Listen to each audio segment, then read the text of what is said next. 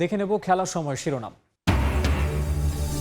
কাল শুরু Bangladesh New Zealand one day series. মাঠের বাইরের বিষয় নিয়ে ভাবছে না টাইগাররা, জয় দিয়েই সিরিজ শুরুর লক্ষ্য। চ্যালেঞ্জ নিতে প্রস্তুত কিউইরাও। অধিনায়কদের জন্য অভিনব উদ্যোগ তামিম ইকবালের। বাংলাদেশ দলকে নেতৃত্ব দেয়া ক্রিকেটারদের জন্য বিশেষ ক্যাপ্টেন্স কার্ড বিসিবির। স্বাগত জানালেন সাবেক ও বর্তমানরা। ক্রিকেটারদের মনের মধ্যে একটা জিনিস সবসময় আমরা চাই, সেটা হচ্ছে সম্মান। আই থিঙ্ক সেই সম্মানটা আজকে আমরা পেলাম। এটা খুব বড় কোনো কিছু আমি আপনাদের জন্য করছি না, খুবই সামান্য কিছু, but this is the start. ক্রীড়া ক্ষেত্রে বিশেষ অবদানের স্বীকৃতি স্বাধীনতা পুরস্কার গ্রহণ করলেন টেবিল টেনিস কিংবদন্তি জোবেরা লিনু। বললেন, এই সাফল্যে অনুপ্রাণিত হয়ে বিশ্বমঞ্চে এগিয়ে যাবে নারীরা। নারী সাফের জন্য 23 এপ্রিল চট্টগ্রামের কোরিয়ান ইপিজেডে শুরু ফুটবলারদের ক্যাম্প। চীন বা থাইল্যান্ডের বিপক্ষে ম্যাচ খেলার পরিকল্পনা, শিরোপা ধরে রাখার আশা। এবং যুদ্ধ পরিস্থিতির সত্ত্বেও যুক্তরাষ্ট্রে বিশ্বকাপ খেলবে ইরান। বিশ্বাস ফিফা সভাপতির, খেলাধুলাকে রাজনীতির ঊর্ধ্বে রাখার আহ্বান ইনফান্তিনোর।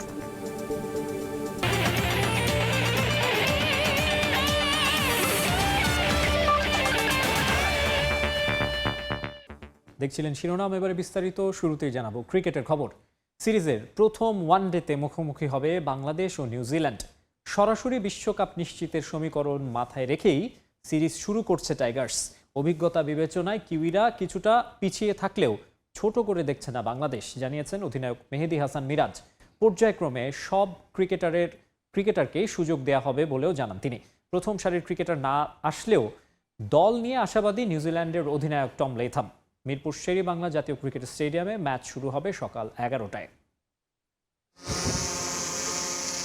টম লেথামের সঙ্গে ট্রফি হাতে বাংলাদেশ অধিনায়ক মেহেদী হাসান মিরাজের এই হাস্যোজ্জ্বল ছবিটা বলে দেয় কতটা আত্মবিশ্বাসী স্বাগতিকরা। ঘরের মাঠে আরও একটা সিরিজ জয়ের হাতছানি টাইগারদের সামনে। জয়ের ধারায় থাকতে হলে বড় দায়িত্ব ব্যাটারদের। সুযোগের অপেক্ষায় সৌম্য সরকার, সাইফ হাসান হয়তো পাচ্ছেন আরও 2 ম্যাচ। তানজিদ হাসান তামিমের সঙ্গে ওপেনিংয়ে সাইফ এগিয়ে থাকলেও সবারই সুযোগ মিলবে আশ্বাস দিয়েছেন মিরাজ। প্রত্যেকটা প্লেয়ারই সুযোগ পাবে, কারণ আমাদের কিন্তু একটা সিরিজ না, বিশ্বকাপের আগে আমাদের অনেক ম্যাচ আছে। যে একটা ব্যাটসম্যানের জন্য 1-2টা ম্যাচ আমার কাছে মনে হয় না এটা একটা সুইটেবল। এবং একটা ব্যাটসম্যান যদি 3 থেকে 4টা ম্যাচ খেলে একই পজিশনে, তখন সে যদি পারফর্ম না করতে পারে, তখন সে নিজে থেকেই বুঝতে পারবে যে আসলে আমি পারফর্ম করতে পারিনি।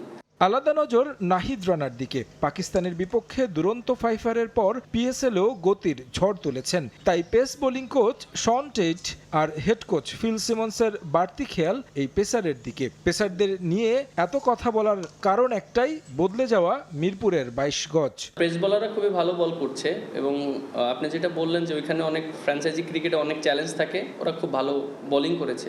আর রিশাদের ক্ষেত্রে যেটা অ্যাজ এ ক্যাপ্টেন হিসাবে আমি অনেক কনফিডেন্ট ওকে নিয়ে।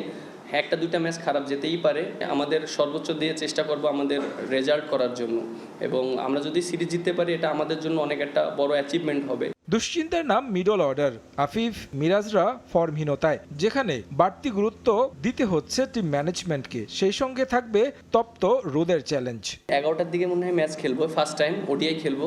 বাট যেহেতু আমাদের হোম কন্ডিশন, আমরা অনেকদিন প্র্যাকটিস করেছি, এটা আমাদের অ্যাডজাস্ট হয়ে যাবে। আমাদের জাস্ট মিডল অর্ডারে আমরা একটু ওয়াইড ছিলাম লাস্ট। দেখেন, আমিও একটা সময় মিডল অর্ডার খেলেছি, আপনারা যদি দেখেন, বাট আমি ওখান থেকে বেরিয়ে এসেছি। আর আমরা চেষ্টা করছি মিডল অর্ডারে যারা এক্সপিরিয়েন্স প্লেয়ার, যারা বিগত দিনেও সাকসেসফুল প্লেয়ার, তাদেরকে সুযোগটা দেওয়ার চেষ্টা করছি। তবে এবারের ব্ল্যাক ক্যাপস দলটা নামে ভারে সমৃদ্ধ নয়। ফ্র্যাঞ্চাইজি ক্রিকেটের ব্যস্ততায় নেই অধিকাংশ তারকা, তবু আশাবাদী কিউই অধিনায়ক। আমি স্বীকার করছি যে দলটা অনভিজ্ঞ, তবে বাংলাদেশের মতো প্রতিকূল কন্ডিশনে নতুনদের নিজেদের প্রমাণের দারুণ একটা সুযোগও বটে। সেই চ্যালেঞ্জ নেয়ার জন্য ওরা প্রস্তুত। শেষ কয়েক সিরিজে মাঠে দর্শক খরা। বৈশাখের প্রচণ্ড গরমে দিনের আলোয় ম্যাচ হওয়ায় চ্যালেঞ্জ বাড়বে 2 দলের জন্যই। 3 বছর পর মিরপুরের হোম অফ ক্রিকেটে মুখোমুখি হবে বাংলাদেশ এবং নিউজিল্যান্ড। কিউইরা আইসিসি র্যাঙ্কিংয়ের 2য় স্থানে অবস্থান, আর অন্যদিকে বাংলাদেশ 9 নম্বর পজিশন থেকে লড়াই করছে সরাসরি বিশ্বকাপ নিশ্চিত করতে। এর আগে 2টি সিরিজ জিতেছে মিরাজের দল, যে কারণে আত্মবিশ্বাসী টাইগাররা। পাশাপাশি কিউইরা যে দলটিকে নিয়ে বাংলাদেশে এসেছে সেটা কিছুটা হলেও খর্বকার, কারণ তাদের প্রথম সারির ক্রিকেটাররা রয়েছেন আইপিএলে। তবে এই দলটার বিপক্ষে বাংলাদেশকে সিরিজ জিততে হলে খেলতে হবে তাদের সেরা ক্রিকেটটাই। মিরপুরের হোম অফ ক্রিকেট থেকে তারেক হাসান শিমুল, সময় সংবাদ, ঢাকা। সদ্য সাবেক হওয়া ক্রিকেটারকে বোর্ড সভাপতি হিসেবে পেয়ে খুশি ওয়ানডে অধিনায়ক মেহেদী হাসান মিরাজ। খেলোয়াড়দের সুযোগ সুবিধার ব্যাপারে তামিম ইকবাল আরও ভালো বুঝবেন বলে প্রত্যাশা তার। যদিও বোর্ড সভাপতির চেয়ারে একের পর এক রদবদলে চিন্তিত নন মিরাজ, দলের ওপরও এসব প্রভাব ফেলে না বলে দাবি এই অলরাউন্ডারের। সাকিব আল হাসানের ব্যাপারে সিদ্ধান্তের দায়িত্ব ছেড়ে দিলেন বিসিবির ওপর। কদিন আগের সতীর্থ এখন ক্রিকেট বোর্ডের সভাপতি, এমন অভিজ্ঞতা মেহেদী হাসান মিরাজের। যে তামিমের অধীনে গত মৌসুমে খেলেছেন প্রিমিয়ার লিগ, তার বোর্ডের অধীনে এবার নিউজিল্যান্ড সিরিজের নেতৃত্ব দিবেন এই অলরাউন্ডার। সদ্য সাবেক ক্রিকেটারকে দেশের ক্রিকেটের অভিভাবক হিসেবে পেয়ে খুশি মিরাজ।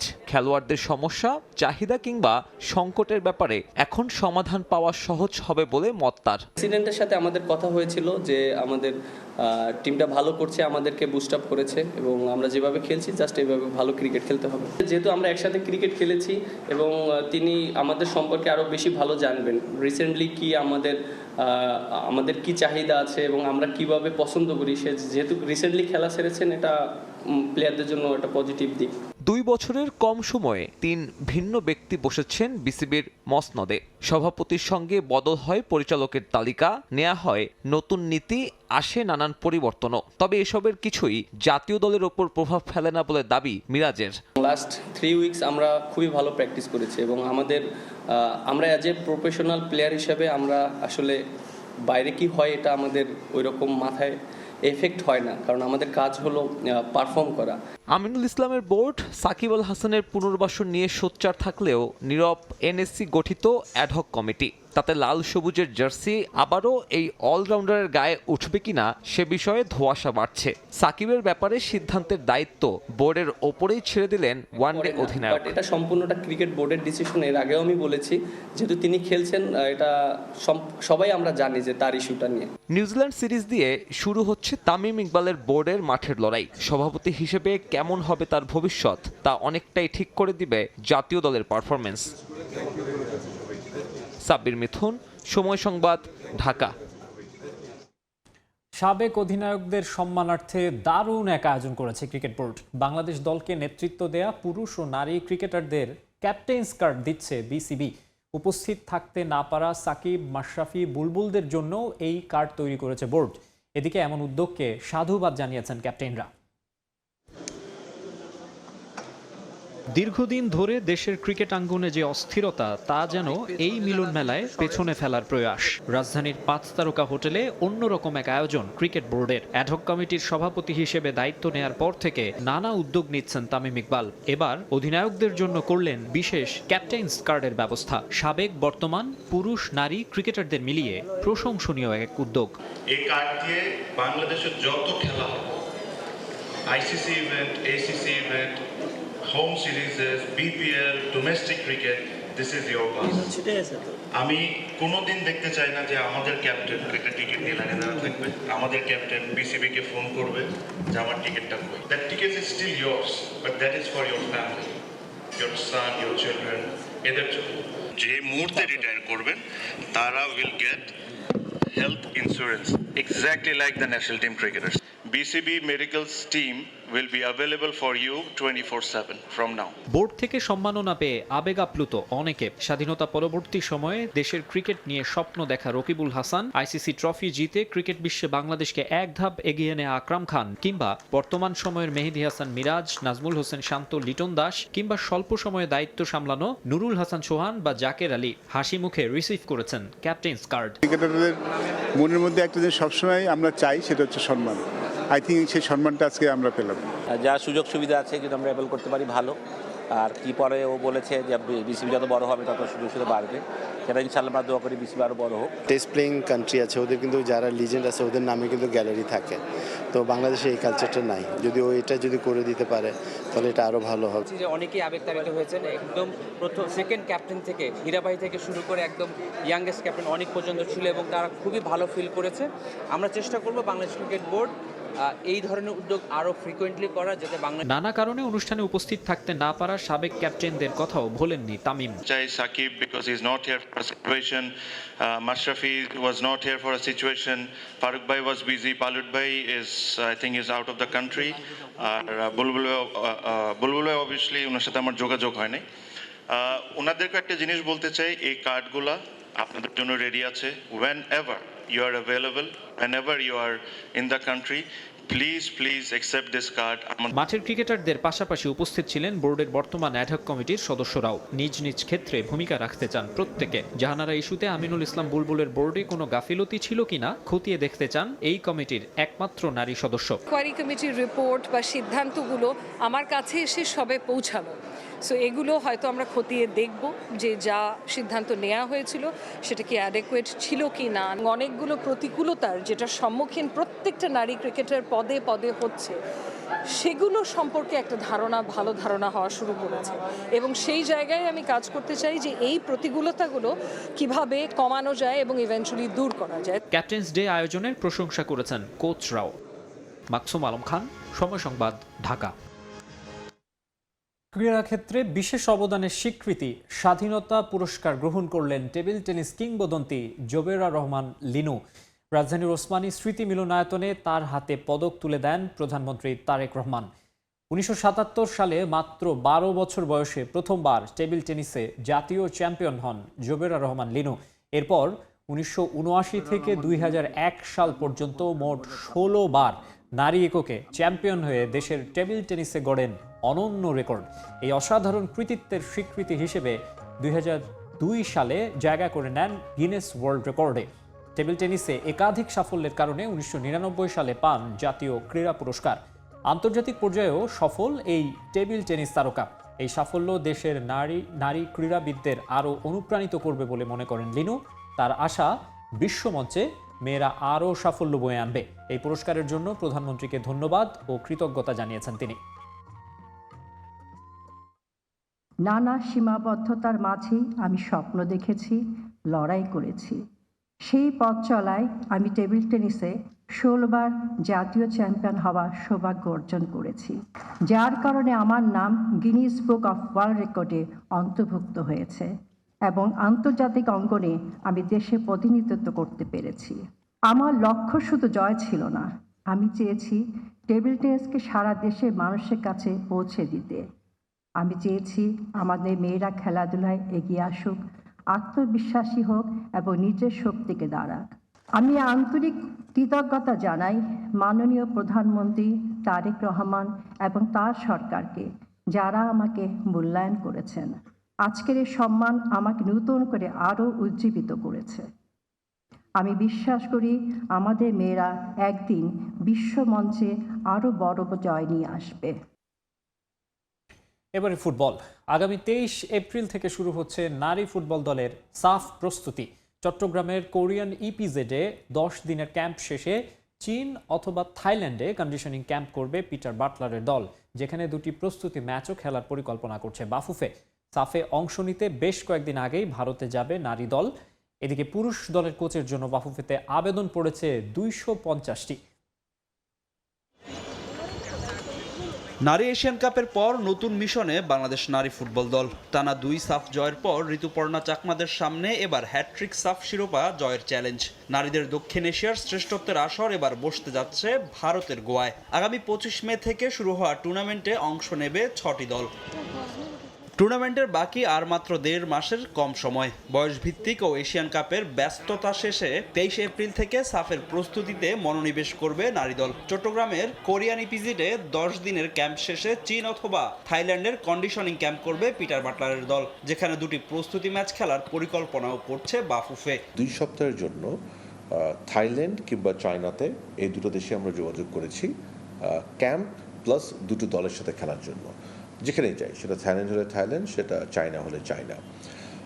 দুটো দলের সাথে আমরা প্রাথমিকভাবে কথা বলছি। আপনারা জানেন যে ফিফা উইন্ডোর বাইরে national team is never available as such or very difficult to get.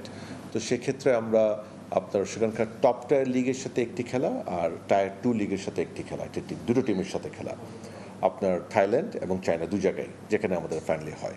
So ওইটা প্ল্যানটা হচ্ছে ওখানে 2 সপ্তাহ ক্যাম্প প্লাস 2টো খেলা খেলে সেখান থেকে সরাসরি ভারতে চলে যাবে 21-22 তারিখের দিকে। আমাদের যদিও টুর্নামেন্ট 25 তারিখে খেলা শুরু, আমরা সেখানেও 2 দিন আগে যেতে চাই। যুক্তরাজ্য ও কানাডা থেকে 2 প্রবাসী ফুটবলার যুক্ত হচ্ছেন নারী দলে, যদিও তাদের পাওয়া যাচ্ছে না সাফে। আর সুইডেন প্রবাসী আনিকা রানিয়া সিদ্দিকী সাফ খেলবেন কিনা তা নির্ভর করছে কোচ পিটার বাটলারের উপর। নতুন অরিজিনাল প্লেয়ার অ্যাটলিস্ট সাফে ঢোকার চান্সেস ভেরি কম। যদিও বা ইউকেতে আমরা একজন প্লেয়ারের সাথে কথা বলছি যারা আমাদেরকে সম্মতি দিয়েছেন। জাপানে এবার আমাদের এশিয়ান গেমস হবে, তো ওইটাকে আমরা মাথায় রাখছি। সো উই আর হোপিং যে অ্যাটলিস্ট আনিকার ইন এডিশন টু আনিকা আরেকজন অরিজিনাল প্লেয়ার আসবে ইনশাল্লাহ। এটা আমরা উই আর ভেরি হোপফুল, আমরা ওটাকে মাথায় রেখেই কাজ করছি। এদিকে হামজা চৌধুরীদের কোচের খোঁজে বাফুফে, যেখানে এখন পর্যন্ত 250 জন কোচ সিভি জমা দিয়েছেন ফেডারেশনে। বাংলাদেশ জাতীয় দলের হেড কোচের জন্য 250+ অ্যাপ্লিকেশন পড়া, আমি বিশ্বাস করি এটা কিন্তু ফুটবল একটা অনেক বড় অর্জন যে ন্যাশনাল টিমের জন্য এত লোক অ্যাপ্লাই করেছে। This is very encouraging and very promising. Peter বাটলারকে নিয়ে গুঞ্জন থাকলেও নারী দল নিয়ে ব্যস্ত থাকায় তাকে পুরুষ দলের কোচ হিসেবে বিবেচনায় রাখছে না বাফুফে। ফাহিম ইসলাম, সময় সংবাদ, ঢাকা। সিলেট থেকে শুরু হতে যাচ্ছে নতুন কুড়ি স্পোর্টস। উদ্বোধনী অনুষ্ঠানে উপস্থিত থাকার কথা রয়েছে প্রধানমন্ত্রী তারেক রহমানের। 8টি ইভেন্ট সহ 11 ডিসিপ্লিনে অংশগ্রহণ করবেন প্রতিযোগীরা। আর এই আয়োজন ঘিরে ইতোমধ্যে জোরে সোরে চলছে সেখানকার প্রস্তুতি। দিগেন সিংহের ছবিতে জয়ন্ত কুমার দাসের রিপোর্ট।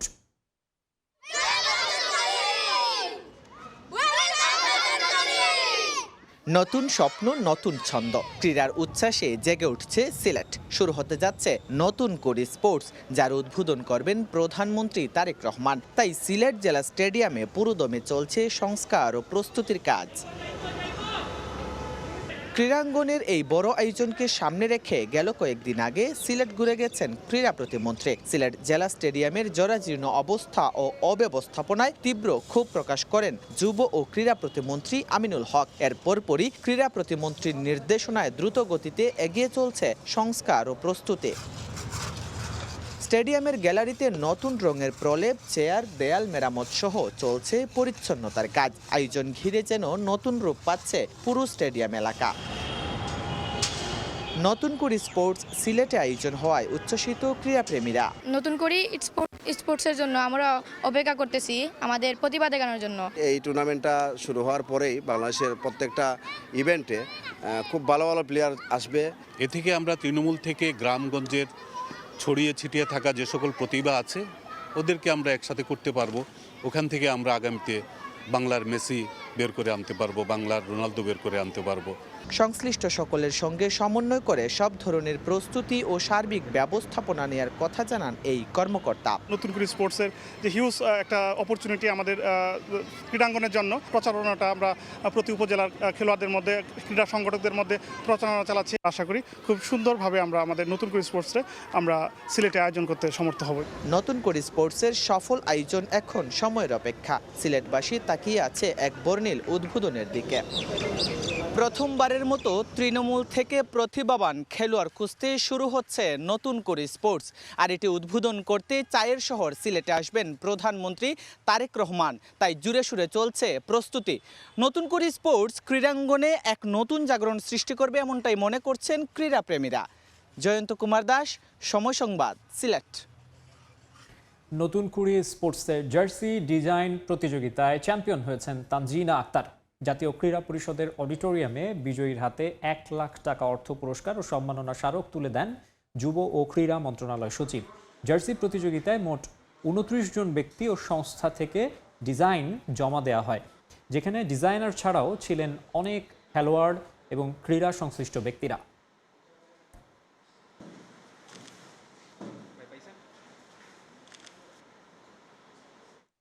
খেলার সময় আরও থাকছে। মাসচেরানোর দায়িত্ব ছাড়ার পেছনে মেসির কোনো ভূমিকা নেই। ইন্টার মায়ামির প্রথম অনুশীলন শেষে বললেন অন্তর্বর্তীকালীন কোচ গিলেরমো, ক্লাবকে সাফল্য উপহার দেওয়ার আশা।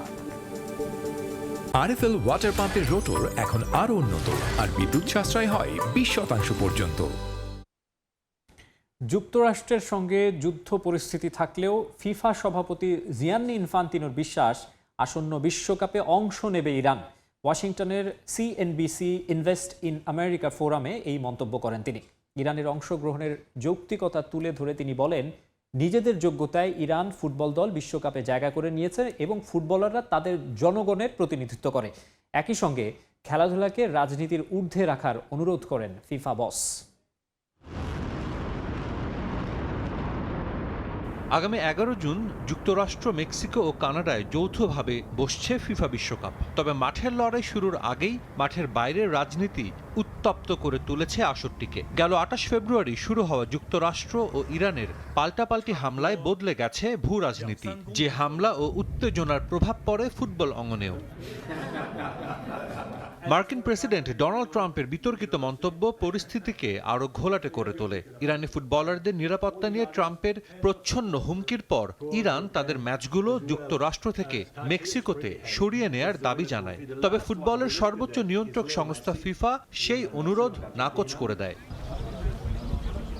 মধ্যপ্রাচ্যে যুদ্ধ পরিস্থিতি চললেও ফিফা সভাপতি বিশ্বকাপে ইরানের অংশগ্রহণ নিয়ে বরাবরই আশাবাদী ছিলেন। তার মতে মাঠের ফুটবলই পারে বৈরিতা কমিয়ে আনতে।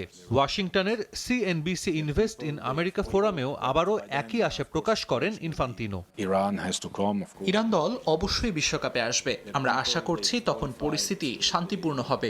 ইরানকে আসতেই হবে। তারা তাদের জনগণের প্রতিনিধিত্ব করে, তারা যোগ্যতা অর্জন করেছে, খেলোয়াড়রাও খেলতে চায়। আমি 2 সপ্তাহ আগে তাদের দেখতে গিয়েছিলাম। ইরান দল আন্তালিয়ায় অনুশীলন ক্যাম্প করছিল। তারা ভালো একটি দল। আমার মতে খেলাধুলা রাজনীতির বাইরে থাকা উচিত। বিশ্বকাপ চলাকালীন যুক্তরাষ্ট্রে যে নিরাপত্তা শঙ্কা রয়েছে সে কথা স্বীকার করেছেন ফিফা সভাপতি। অবশ্য এরপরও ইতিহাসের সবচেয়ে বড় আসরের অংশ হতে আগ্রহ দেখিয়েছেন বিশ্বের কোটি কোটি দর্শক। 3 দেশে হতে যাওয়া এই বিশ্বকাপের টিকিটের জন্য আবেদন পড়েছে 50 কোটিরও বেশি। এ থেকেই স্পষ্ট হয় দর্শক আগ্রহের বিষয়টি। ফুটবল মাঠের অনিশ্চয়তা আর চমকই যে এই খেলার প্রাণ তা মনে করিয়ে দিতে ভুললেন না ইনফান্তিনো। ফেভারিট হলো তারাই যাদের কথা আপনি উল্লেখ করেছেন। ব্রাজিল তো আছেই, আর্জেন্টিনাও আছে, কিন্তু তারপরও কিছু চমকপ্রদ দল আছে যারা ভালো খেলছে। গত বিশ্বকাপে আমরা মরক্কোকে দেখেছিলাম। ওরা স্পেন, পর্তুগালকে বিদায় করে সেমিফাইনাল পর্যন্ত উঠেছিল। খেলাটির সবচেয়ে দারুণ ব্যাপার হলো এটি খুবই অনিশ্চিত এবং আপনি নিশ্চিতভাবেই কিছু চমক দেখতে পাবেন। 1950 সালের পর কোনো দেশ বিশ্বকাপ থেকে নাম প্রত্যাহার করেনি। ইনফান্তিনোর বিশ্বাস 2026 সালেও তার ব্যতিক্রম হবে না। রাজনীতির রক্তচক্ষু উপেক্ষা করে শেষ পর্যন্ত জয় হবে ফুটবলেরই। সাজিদ মুস্তাহিদ, সময় সংবাদ। হাভিয়ার মাসচেরানোর দায়িত্ব ছাড়ার পেছনে লিওনেল মেসির কোনো ভূমিকা নেই। ইন্টার মায়ামির প্রথম অনুশীলন শেষে গণমাধ্যমে দেয়া সাক্ষাৎকারে সমস্ত গুজব উড়িয়ে দিয়েছেন অন্তর্বর্তীকালীন কোচ গিলেরমো হয়োস। মেসির সঙ্গে সুসম্পর্ক শুধু মাঠের বাইরেই থাকবে। দলের একাদশ নির্বাচন বা অন্য কোনো ক্ষেত্রে তার কোনো প্রভাব পড়বে না। দায়িত্ব নিয়ে এমনটাই জানিয়েছেন তিনি। ইন্টার মায়ামিকে সাফল্য উপহার দিতে চান হয়োস। এদিকে কোচ নিয়োগ নিয়ে তাড়াহুড়ো করে কোনো সিদ্ধান্ত নিতে চান না ক্লাবটির কর্ণধারদের একজন ডেভিড বেকহাম।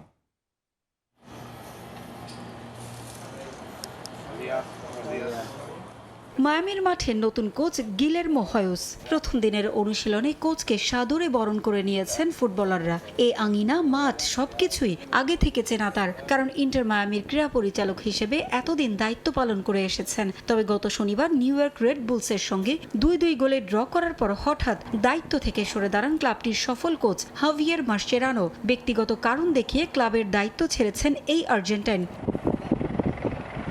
তার অধীনে সব মিলিয়ে 67টি ম্যাচ খেলেছে ইন্টার মায়ামি। এর মধ্যে 38টিতেই জয় পেয়েছে দ্য হেরন্স। 2024 সালের নভেম্বরে যোগ দেওয়ার পর ক্লাবকে উপহার দিয়েছেন প্রথমবারের মতো MLS কাপের শিরোপা। 2026 মৌসুমে 7 ম্যাচ শেষে ইস্টার্ন কনফারেন্সে তৃতীয় স্থানে রয়েছে ইন্টার মায়ামি। তবে কনকাকাফ চ্যাম্পিয়ন্স কাপে ন্যাশভিলের কাছে হেরে বিদায় নিতে হয় মেসিদের।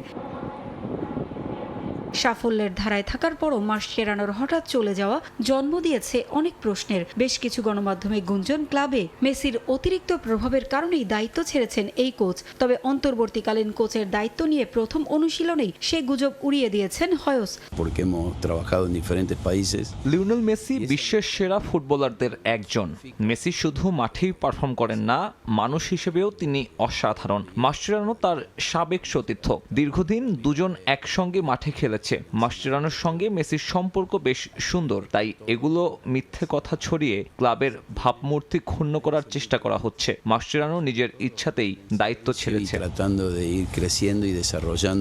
লিওনেল মেসির আজকের অবস্থানে আসার পেছনে গিলেরমো হয়েসের অবদান অনেক। বার্সেলোনার একাডেমিতে মেসি যখন নিজেকে গড়ে তোলার জন্য সংগ্রাম করছেন, তখন হয়েস সেখানে কোচের দায়িত্বে ছিলেন। মেসি যে একদিন বিশ্বসেরা ফুটবলার হবেন সেই সময়ই ভবিষ্যদ্বাণী করেছিলেন হয়েস। মেসির সঙ্গে তখন থেকে গভীর সম্পর্ক তার। সেই সম্পর্কের সূত্র ধরে ইন্টার মায়ামিতে বাড়তি কোনো সুবিধা পাবেন মেসি, এমন প্রশ্নের জবাবও দিয়েছেন হয়েস। জানিয়েছেন সম্পর্কের জায়গায় থাকবে।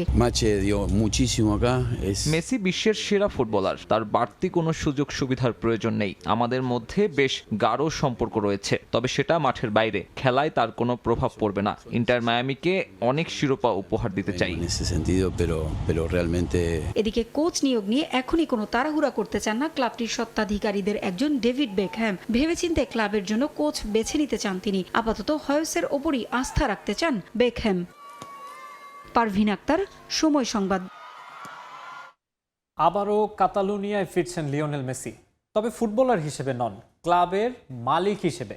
স্পেনের পঞ্চম টায়ারের ক্লাব ইউনিও স্পোর্টিভা কর্নেয়ার নতুন মালিক এখন আর্জেন্টাইন কিংবদন্তি।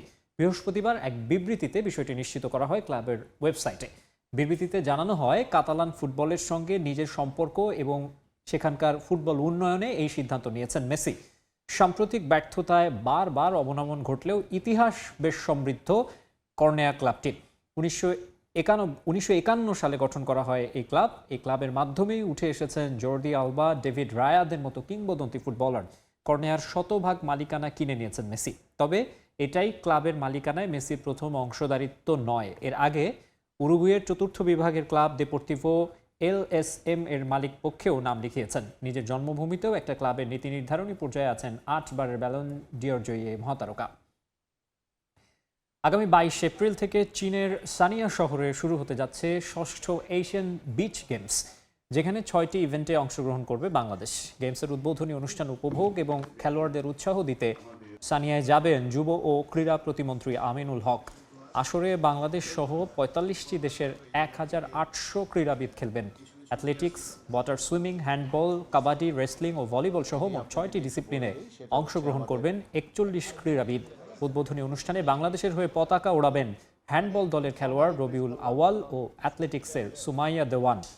আসরের সমাপনী অনুষ্ঠান হবে 30 এপ্রিল। টুর্নামেন্টে বাংলাদেশের সেভ দ্য মিশন হবে অলিম্পিক অ্যাসোসিয়েশন সহ সভাপতি অবসরপ্রাপ্ত মেজর ইমরোজ আহমেদ। কাবাডি থেকে পদক আশা করার পাশাপাশি বাকি ইভেন্টগুলোতে সম্মানজনক ফলাফল চায় বাংলাদেশ। যদি আপনাদেরকে একটু বলে দেই, সেটা হচ্ছে আমাদের অলিম্পিকের চার্টারটা যদি আপনারা দেখেন, সেখানে কিন্তু অলিম্পিক চার্টারে লেখা আছে, result is not only the thing that the Olympic association runs after. Yes, it is one of the major event যে আমাদের গোল্ড মেডেল পেতে হবে, that's for we fight. But প্রতিযোগিতায় অংশগ্রহণ করাটা অনেক বড় একটা ব্যাপার আন্তর্জাতিক মানের, এবং আমাদের যে খেলোয়াড়রা যারা আছেন, যারা কর্মকর্তা আছেন, তারা কিন্তু আন্তরিকভাবে চেষ্টা করেন। কোথাও সাফল্য পেয়েছি আমরা, কোথাও পাই নাই। চট্টগ্রাম জেলা ক্রীড়া সংস্থার কাউন্সিলর ও ক্রীড়া সংগঠক আবুল হাশেম বক্করের আয়োজনে অনুষ্ঠিত হয়ে গেল বিশেষ বৈশাখী মিলন মেলা। এবারের মিলন মেলায় চট্টগ্রাম জেলা ক্রীড়া সংস্থার কাউন্সিলর, ক্রীড়া সংগঠক ও ক্রীড়া সাংবাদিকরা অংশগ্রহণ করেন। এ সময় স্থবির হয়ে পড়া জেলার ক্রীড়াঙ্গনকে পুনরুজ্জীবিত করতে উদ্যোগ গ্রহণের আহ্বান জানান চট্টগ্রামের ক্রীড়া সংগঠকরা। একই সঙ্গে চট্টগ্রাম জেলা স্টেডিয়াম বাংলাদেশ ফুটবল ফেডারেশনকে দিয়ে দেওয়ার প্রতিবাদ জানান তারা। অনেকেই এই বরাদ্দ বাতিলেরও আহ্বান জানান। এ সময় বক্তব্য রাখেন চট্টগ্রাম সিটি কর্পোরেশনের মেয়র ডাক্তার শাহাদাত হোসেন এবং বাংলাদেশ ক্রিকেট বোর্ডের ফাইন্যান্স কমিটির চেয়ারম্যান ইশরাফিল খসরু। পরে নৈশ ভোজে অংশগ্রহণ করেন ক্রীড়া সংগঠকরা।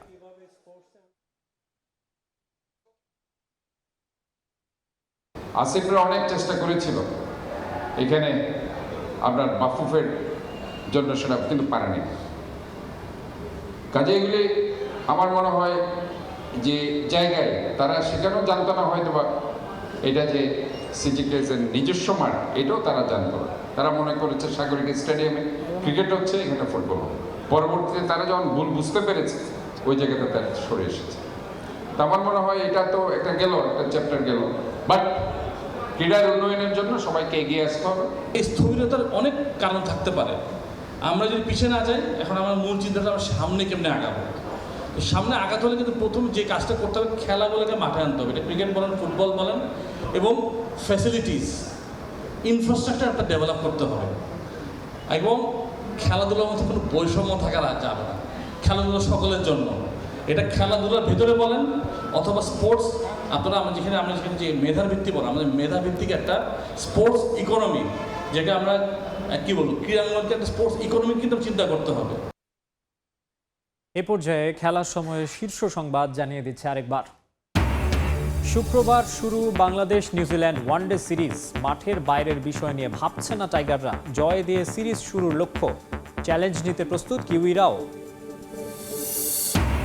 অধিনায়কদের জন্য অভিনব উদ্যোগ তামিম ইকবালের। বাংলাদেশ দলকে নেতৃত্ব দেয়া ক্রিকেটারদের জন্য বিশেষ ক্যাপ্টেন্স কার্ড বিসিবির। স্বাগত জানালেন বর্তমান ও সাবেকরা। এবং ক্রীড়াক্ষেত্রে বিশেষ অবদানের স্বীকৃতি স্বাধীনতা পুরস্কার গ্রহণ করলেন টেবিল টেনিস কিংবদন্তি জোবেরা লিনু। বললেন, এই সাফল্যে অনুপ্রাণিত হয়ে বিশ্বমঞ্চে এগিয়ে যাবে নারীরা।